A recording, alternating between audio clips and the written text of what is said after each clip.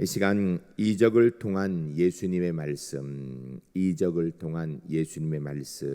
제목으로 하나님 말씀 증거하겠습니다.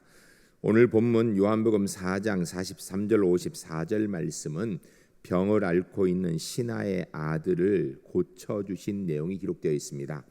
오늘 본문에 있는 내용은 단순하게 그냥 이적이 어떤 것이다라는 걸 이야기하는 것을 넘어서서 주님께서 우리에게 주시는 중요한 말씀들이 들어있는 것입니다. 한 사람이 그냥 병이 나았다라는 단순한 사실을 말하는 것이 아니라 그 속에서 주님께서 우리에게 말씀해 주고 있는 것이 계시다라는 것입니다.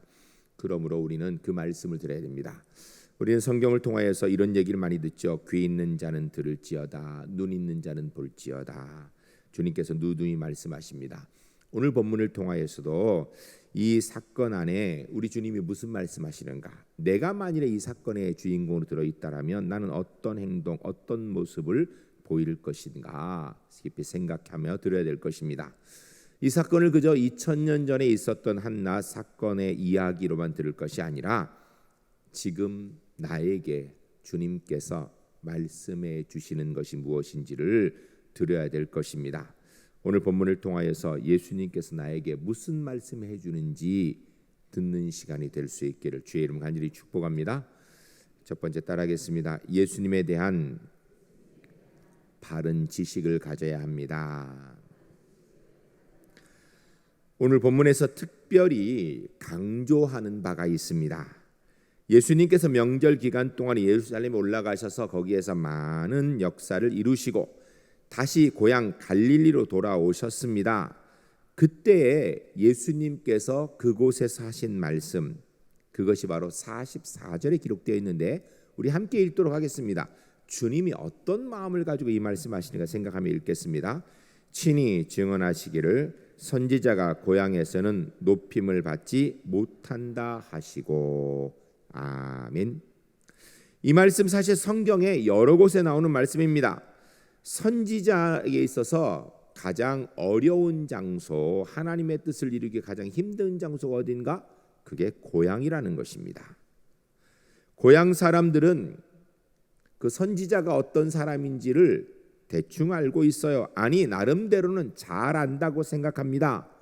예수님의 고향인 갈릴리 지방, 그 지역 사람들에게 예수님은 아는 사람이에요. 그것도 어떤 사람들은 잘 안다고 생각해요. 그런데 문제는 이 잘 안다고 생각하고 예수님을 안다고 생각하는 이 선입견들이 문제입니다. 우리나라 사람들은 전 세계에서 영어 공부를 가장 오랫동안 많이 하는 민족 중에 하나입니다. 빨리 영어 공부하는 아이들은요, 유치원 때부터 합니다. 조금 늦은 아이는 초등학교 때부터 하고요. 아무리 늦어도 중학교에 가면 정규 과목으로 배우게 됐습니다. 근데 아무리 안 해도 중학교, 고등학교, 대학교 최소한 10년은 공부하고요. 좀 많이 한 아이들은 20년은 영어 공부를 합니다. 이게 우리나라의 일반적인 모습입니다. 그럼에도 불구하고 우리나라 국민들의 대다수는 영어 공포증이 있습니다. 유치원, 초등학교, 중학교, 고등학교, 대학교 때 영어 공부를 학교에서 다 배웠는데도 외국 사람이 영어로 한마디 하면요, 숨습니다. 가슴이 확 뜁니다. 식은땀이 나고요. 영어 울렁증이 있습니다. 왜 그럴까요? 이유는 영어 공부를 책으로 해서 그래요. 그래서 책을 영어를 읽는 거는 웬만하면 다 읽어요. 근데 문제는 말을 잘 못합니다. 그래서 요사이 학교 교육이 조금 말하는 쪽으로 많이 바뀐 것 같아요. 좀 두고 봐야 될 것 같습니다. 앞으로 한 10년, 20년 지난 뒤에 요사이 바뀐 교육을 받은 우리 후손들이 영어의 울렁증이 좀 없어질까 두고 봐야 될 문제. 어쨌든 좀 나아진 것 같아요. 왜 이렇게 우리가 열심히 영어 공부를 했는데 안 되는가? 이유는 영어는 그리기 이전에 말이기 때문입니다. 그래서 영어 진짜 실력은 영어 책을 펴놓고 읽는 것이 아니라 책을 덮어놓고 영어를 말하고 들을 수 있는 게 그게 진짜 영어 실력이에요. 시험지에 대고 시험 점수를 잘 받는 게 진짜 영어 실력이 아니라 책 덮어놓고 영어로 말하고 영어로 들을 수 있는 것, 그게 진짜 영어 실력이기 때문이에요. 책을 열어놓고 100가지를 알아도 만일 책을 덮어놓고 하나를 정확하게 말하지 못한다면 결국은 하나도 모르는 것이 되는 겁니다. 지식 정확하게 내 것으로 알아야 써먹을 수 있지, 안 그러면 결국은 써먹지 못하는 것입니다. 그리고 더 나아가서 이 지식은요, 알려면 똑바로 알아야 됩니다. 알기는 아는데 잘못 알고 있으면 차라리 모르는 것보다 더 심각한 문제가 있습니다. 바른 지식이 아닌 것은 차라리 모르는 것만 못하다라는 거예요. 똑바로 알려야 됩니다. 똑바로 모르면 차라리 몰라서 그 부분에 무식한 게 낫습니다. 내가 몰라 무식하면 모르기 때문에 최소한 겸손할 수는 있어요. 그리고 모르기 때문에 배우려고 하는 자세는 가질 수 있는 것입니다. 그런데 알기는 아는데 제대로 모르는 사람이 안다고 확신을 가지면 일단 안다라는 교만, 그리고 안다라는 교만 때문에 절대 배우려고 안 합니다. 바뀔 확률이 별로 없어요. 우리 과거에 보면 교통이 원활하지 않아 서울 가본 사람이 얼마 없을 때 서울 가본 사람하고 안 가본 사람하고 서울에 대해 얘기하면요, 안 가본 사람이 이긴다고 하지요. 왜? 들은 짧은 지식 가지고 확신을 가지고 얘기하기 때문이에요. 여러분, 예수님에 대해서도 마찬가지입니다. 예수님이 어떤 분인지 정확하게 알아야 됩니다. 꼭 필요한 건 모르고 쓸데없는 것만 잔뜩 알고 있다라면 그것 때문에 되려 예수님이 진짜 어떤 분인지에 대해서 정확하게 모르게 되는 것입니다.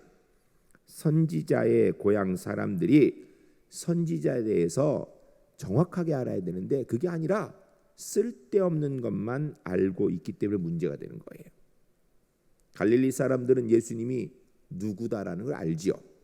누구의 아들이고 어떤 일을 했었고 그가 어떤 교육을 받았고 건강 상태가 어떻고 이거 알아요.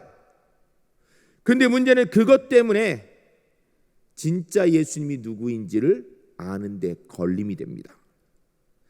여러분, 실제로 예수님을 아는 데 있어서 예수님 출신이 어디이고 나이가 몇 살이고 누구 아들이고 그 전에 무슨 일을 했고 이게 도대체 무슨 소용이 있는 것입니까?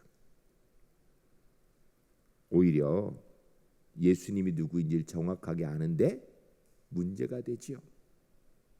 갈릴리 사람들이 예수님을 잘 못 믿는 이유가 뭐였는가? 아주 예수님을 몰랐으면 괜찮은데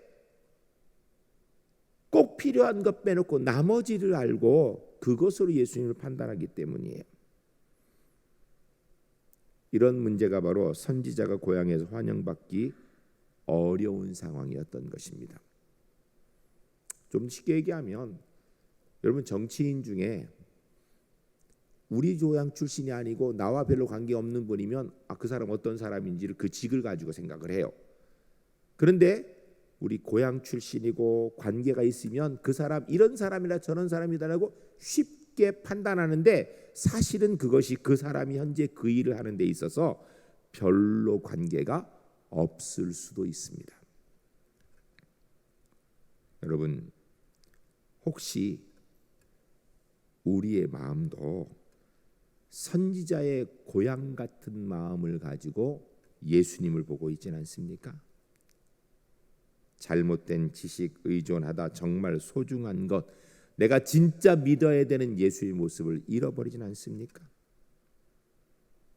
주님께서는 오늘 본문에서 바로 이 점을 우리에게 말씀하시는 것입니다. 사랑하는 성도 여러분, 나는 예수님을 어떤 분으로 알고 있습니까? 학교에서 배웠던 4대 성인 중에 한 명이요? 인생의 삶의 지혜를 가르쳐주는 선생님이요? 하나님의 말씀을 대언해주는 위대한 선지자요? 아니요.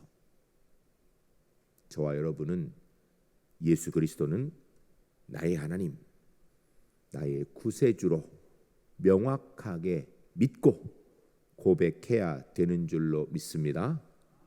이게 우리의 바른 믿음이 돼야 돼요. 두 번째 따라하겠습니다. 나를 주님 앞으로 인도하는 고난은 은혜입니다. 오늘 본문에 이적이 기록되어 있는데 이 이적의 목적은 거의 믿음을 위한 것이 많습니다. 예수님께서 첫 번째 행하신 갈릴리 가나에서 물로 포도주를 만드신 그 마을에 오늘 가셔서 두 번째 이적을 행하시고 계신 것이 본문의 내용입니다. 그럼 이 이적의 목적이 무엇인가? 우리가 성경을 읽을 때 이거 한 가지를 좀 알고 읽으면 쉽습니다. 이적이 쭉 있으면 우리는 이적의 사건에 이렇게 빠져가지고 놀라워서 왜 이 이적을 말씀하고 기록되어 있는지를 잊어버리는 경우가 많아요. 대개 보면 성경에서 이적을 기록했을 때 비유를 말씀하실 때 그 마지막 부분에 기록한 목적, 그 비유와 이적의 목적이 들어있는 경우가 많습니다. 이게 성경 기록 방법 중에 한 가지예요. 오늘 본문에도 그래서 43절부터 54절까지 내용 가운데 이 이적이 있어야 되는 이유, 목적, 이적을 통하여 주님께서 하시고자 하는 게 53절에 기록되어 있습니다. 그 53절 우리 함께 보겠습니다. 같이 읽겠습니다. 그의 아버지가 예수께서 내 아들이 살아있다 말씀하신 그때인 줄 알고 자기와 그 온 집안이 다 믿으니라. 아멘. 오늘 본문 요한복음 4장 43절 54절까지 기록되어 있는 이유, 목적이 뭐라고요? 믿게 하기 위해서. 다 믿으니라. 신하의 왕의 신하의 가족이 왕의 신하와 함께 다 믿은 것처럼 이 이적의 내용을 듣고 있는 사람들의 믿음을 위한 것이라는 겁니다. 그런데 이 믿음은 두 가지 종류의 사람에게 영향을 끼칩니다. 첫 번째는 믿음이 전혀 없는 사람에게 믿음을 주기 위한 것입니다. 믿음이 생기도록 하는 것이죠. 안 믿는 사람이, 못 믿는 사람이 믿게 하는 것입니다. 전혀 믿지 않던 사람이 이적을 보고 믿게 되는 경우 우리 주변에 왕왕 있습니다. 그런데 이 믿음은 이해라는 말로 전혀 설명할 수 없는 초자연적인 것입니다. 왜냐하면 본인이 하나님의 이적을 경험하고 나면 그것이 이치에 맞든 맞지 않든 합리적이든 비합리적이든 과학적이든 비과학적이든 이성적이든 비이성적이든 그 하나도 문제가 되지 않습니다. 이 사건 내가 경험했기 때문에 누가 뭐래도 나는 그 사건을 통하여서 예수님이 내게 이런 분이라고 고백할 수 있게 되는 것입니다. 그가 체험한 것이 곧 그의 믿음이 되는 것입니다. 도저히 믿음이 생기지 않는 사람에게 주님께서 이적과 표적을 통하여서 믿게 하시는 경우들이 있는 것입니다. 죽을 병이 걸린 사람이 교회에 나와서 낫고 그로 인해서 예수 믿게 되는 것, 이런 사람은 만일에 그가 죽을 병이 걸리지 않았다라면 교회 나오지 않았겠지요. 그렇다면 예수 믿지도 못했겠지요. 이 경우에는 여러분 병이 낫는 것 은혜입니다. 분명히 기적이지요. 그런데 그 기적의 시작은 병이 낫는 것부터가 아니라 병이 걸리는 것부터가 하나님의 기적의 은혜의 시작 가운데 들어있는 것입니다. 성공만이 은혜가 아니라 실패부터 이미 하나님의 은혜인 것입니다. 우리 모두가 믿음을 갖기 위하여서 하나님께서 우리에게 만일 고난의 길로 인도하셨다라면, 그로 인하여 우리가 주님께 나아가고 믿음을 가질 수 있다라면 그 고난은 곧 하나님의 은혜이지 고난으로 마치는 것이 아니다라는 것입니다. 두 번째, 믿음을 완전하게 하기 위한 것입니다. 믿음이 있기는 있는데 미숙한 것입니다. 불완전합니다. 병적인 믿음입니다.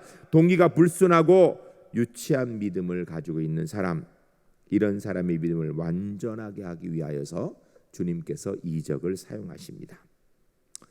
여러분, 이적이라는 것을 너무 복잡하게 생각하지 맙시다. 단순하게 생각해서 병이 낫는 것이 기적이면 그 기적은 병이 걸리는 것부터 시작되는 것이죠. 왜 병이 낫는 이적을 경험하는가? 병이 걸렸기 때문에. 그러니까 낫게 되는 거예요. 병이 안 걸리면, 병에 걸리지 않았으면 병이 낫는 기적을 경험할 방법이 없는 것입니다. 불완전한 믿음, 유치한 믿음, 완전한 믿음으로, 성숙한 믿음으로 인도하시기 위해서 주님께서 이적을 베푸시는데, 그 이적을 베푸시기 위한 과정이 병이 걸리는 것이라면 그 병 걸림 고난 아니라 하나님의 은혜라는 것입니다. 오늘 본문의 말씀에 나타난 이적의 대상은 왕의 신하였습니다. 좀 더 구체적으로 말하면 이 왕의 신하라는 지위는 정치적으로 지도급 인사입니다. 교육적으로 사회적으로 높은 위치에 있는 사람이라는 것입니다. 이런 왕이란 지위는 자기가 나라를 세운 사람이 아니면 그냥 태어나니까 아버지가 왕이니까 자기가 왕이 되는 거예요. 그러나 신하의 지위는 자기의 능력이 있어야 그 신하의 지위에 올라가게 되는 것입니다. 그렇기 때문에 이 신하라는 얘기, 왕의 신하라는 얘기는 그는 상당한 지식인이고 상당한 능력자다라는 것을 전제하고 있는 것입니다. 성경에서 이런 부류의 사람들이 예수님께 나온 이야기가 여러 군데 기록되어 있습니다. 마태복음 8장 5절부터 13절까지 보면 백부장이 예수님께 나왔다라고 이야기합니다. 백부장, 100명의 부하를 거느린 장교지요. 100명 부하 별거 아니라 이렇게 생각할 수 있지 모르겠지만 여러분, 백부장은요 실제 로마 군대 편제에 있어서 실질적인 권력, 실제 전쟁의 승리를 이루는 아주 핵심 요직이에요. 그것도 당시에 유대 땅을 지배하고 있던 로마의 백부장이다. 그 권위는요 하늘을 찌를 겁니다. 그런데 그가 예수님께 나왔다라는 거예요. 마태복음 9장 18절로 26절에 보면 회당장 야이로 역시 예수님 앞에 나왔다라고 이야기합니다. 회당장은 그 지역에서 믿음으로 존경받는 사람, 재산도 있는 사람, 많은 사람들에게 귀히 여김 받는 상당한 위치에 있는 사람입니다. 요한복음 3장 1절 21절에 보면 유대인의 관원 니고데모가 예수님을 찾아왔다라고 이야기합니다. 유대인의 관원이라는 건 이런 평민이 아니에요. 그는 높은 지위의 사람이고 지위만 높은 것이 아니라 당시의 관원은 배움과 학식에 있어서도 상당했던 사람이었던 것입니다. 여러분, 이런 것들을 보면 우리가 좀 생각해 보아야 됩니다. 이러한 당시의 고관들이 왜 예수님 앞에 나왔을까요? 여기서 한 가지 분명히 알아야 되는 것은 왕의 신하를 비롯한 백부장이나 야이로나 이런 높은 계층의 사람들이 주님 앞에 나온 것은 결코 우연이 아닙니다. 지나가다 예수님 들려본 게 아니에요. 어쩌다 나온 것이 아니라 그들이 예수님께 나올 수밖에 없는 상황이 되니까 나온 거예요. 어쩔 수 없어서 불가피해서 다른 방법이 없으니까 주님 앞에 나온 것입니다. 여러분, 이것을 알아야 됩니다. 백부장이나 왕의 신하나 회당장 야이로 같은 사람이 스스로 예수님 앞에 나와 무릎 꿇을 사람이 아닙니다. 지금 우리에게 쓴 예수님은 대단한 분이고 하나님이시라고 고백하지만 예수님 당시에는요, 예수님에 대해서 일반적으로 아는 사람 갈릴리의 목수의 아들이야. 끝이에요. 그게. 아무리 예수님이 대단한 일을 하도 그 지역의 유지이고 대단한 권력자들이 예수님 앞에 무릎 꿇을 상황은 아니라는 것입니다.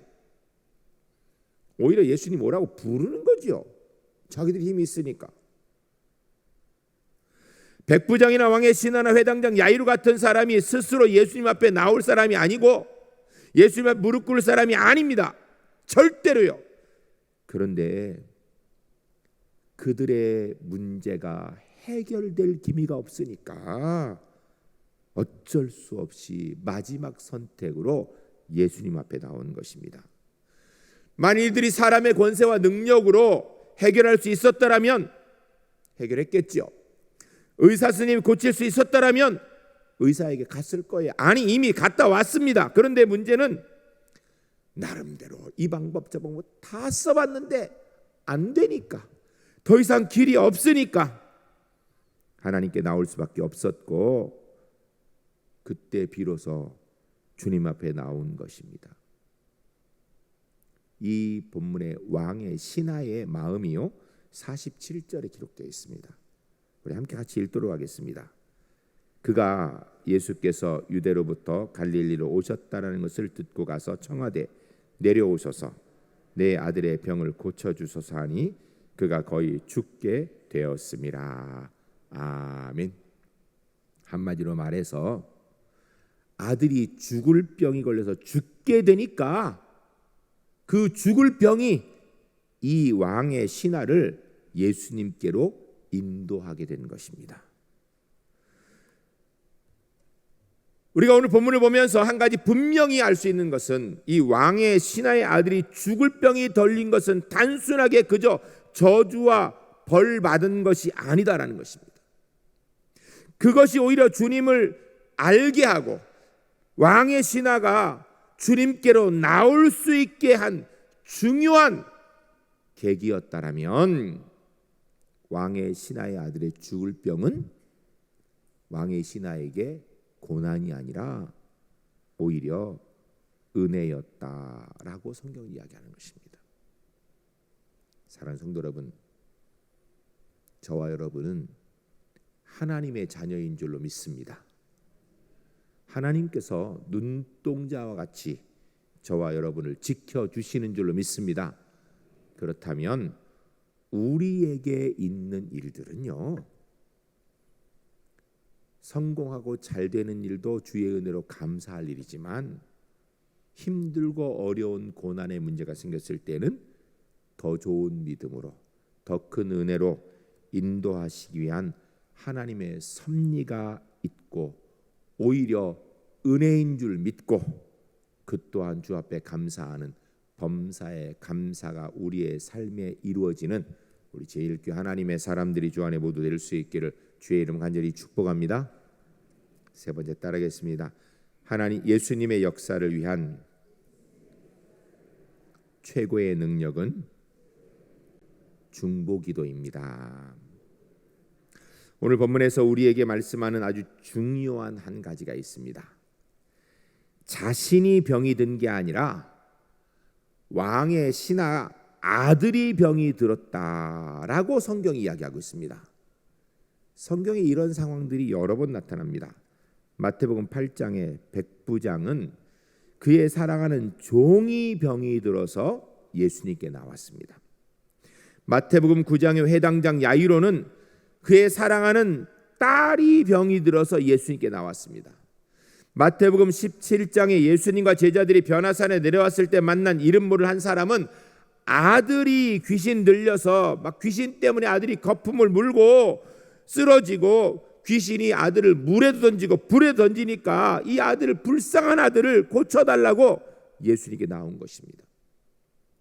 마가복음 7장의 수로보리의 여인 예수님께 나와서 사실은 모욕적인 말씀도 들었지만 이 여인이 그래도 예수님을 끝까지 붙든 것은요, 사랑하는 딸이 귀신 들렸기 때문에 예수님께 나온 것이에요.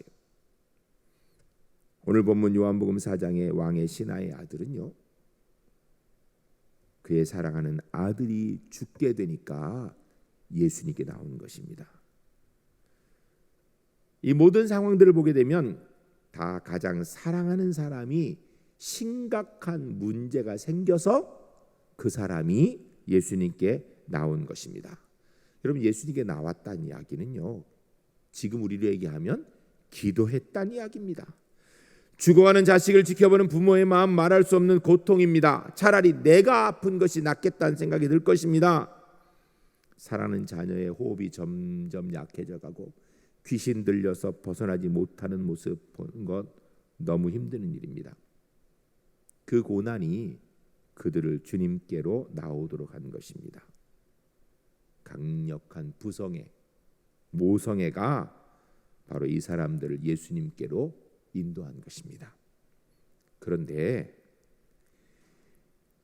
이들을 고난 가운데 있기 때문에 이들이 주님께로 나온 사실보다 더 중요한 사실이 오늘 본문에 기록되어 있습니다. 이 사람들이 자기 문제가 아니라 사랑하는 사람들의 문제를 가지고 주님께 나와 구할 때 주님께서 반드시 응답해 주셨다라는 것입니다. 마태복음 8장의 백부장이 그의 종이 죽게 되어 예수님께 나와 구했더니 예수님께서 그 종을 고쳐주셨다라고 말씀합니다.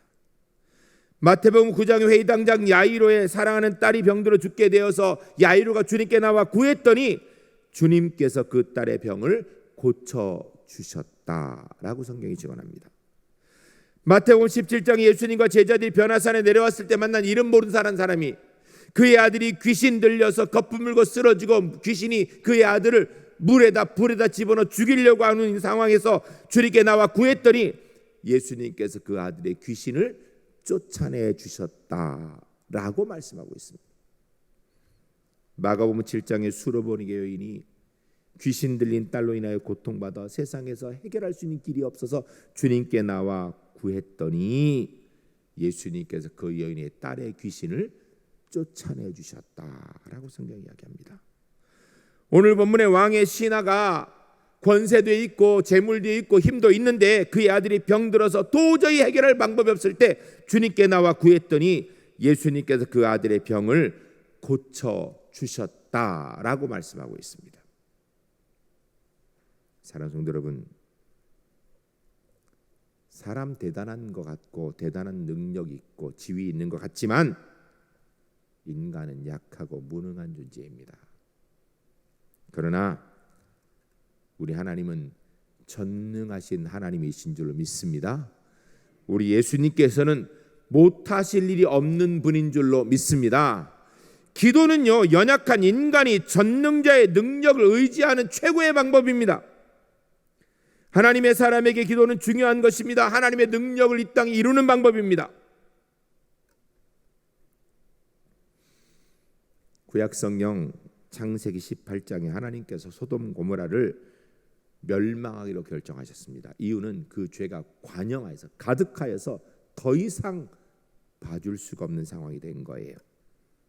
그런데 아브라함이 그 조카 롯 인하여서 하나님께 간구하였더니 조카 롯을 성이 멸망하는 가운데 구해 주셨습니다.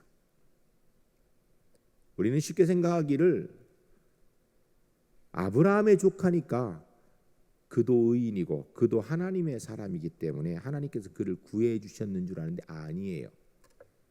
아브라함이 의인이 있으면 그 성 용서해 주시겠습니까? 하나님께 용서해 주신다 그랬어요. 그런데 그 성이 멸망했습니다. 결국은 조카 롯은요 하나님의 사람이 아니었단 이야기예요. 그런데 구해 주셨어요. 이유는 아브라함의 기도 때문에. 그 내용이 창세기 19장 29절에 기록되어 있습니다. 우리 함께 읽겠습니다. 읽으실 때 우리도 이런 중보기도 사역자가 되겠습니다. 이 각오를 가지고 같이 읽겠습니다.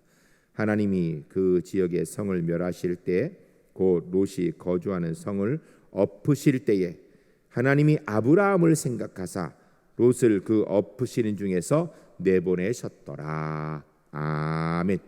할렐루야. 할렐루야. 저와 여러분 하나님의 자녀인 줄로 믿습니다. 하나님의 자녀의 권세를 가지고 우리의 문제도 기도합시다. 하나님이 들으실 것입니다. 그런데 우리 문제뿐 아니라 우리가 사랑하는 다른 사람들의 어려움이 있을 때에 그들의 구원을 위해 그들의 삶의 문제를 위하여서 영적인 문제, 육신의 문제, 질병의 문제를 위하여서 경제적인 문제를 위하여서 자녀의 문제를 위하여서 이 나라와 민족을 위하여서 기도하면 나는 능력 없지만 우리가 하나님의 자녀이기 때문에 하나님께서 우리의 기도를 들으시고 반드시 응답해 주실 줄로 믿습니다. 이 중보기도는요 하나님의 사람의 최고의 능력입니다. 오늘 왕의 신하의 아들의 병고침의 기적을 통하여서 주님이 우리에게 하신 말씀, 예수님 누구인지 우리가 정확하게 알아야 됩니다. 예수님은 나의 하나님, 나의 구세주이십니다. 그리고 우리가 주님께 더 가까이 나가기 위하여서 주님이 인도하시는 고난이라면 고난도 은혜인 것입니다. 그리고 우리는 하나님의 자녀이기 때문에 주 앞에 기도할 수 있는 특권이 있습니다. 특별히 중보 기도할 수 있는 능력이 있습니다. 마음껏 사용하여 하나님의 역사의 주인공 되는 우리 제1교회 모든 성도님들이 다 될 수 있기를 주의 이름 간절히 축복합니다. 이제 함께 기도하겠습니다. 기도할 때 주님이 주신 말씀 저희들이 마음에 새기고 이루어 나가겠습니다. 함께 기도하겠습니다.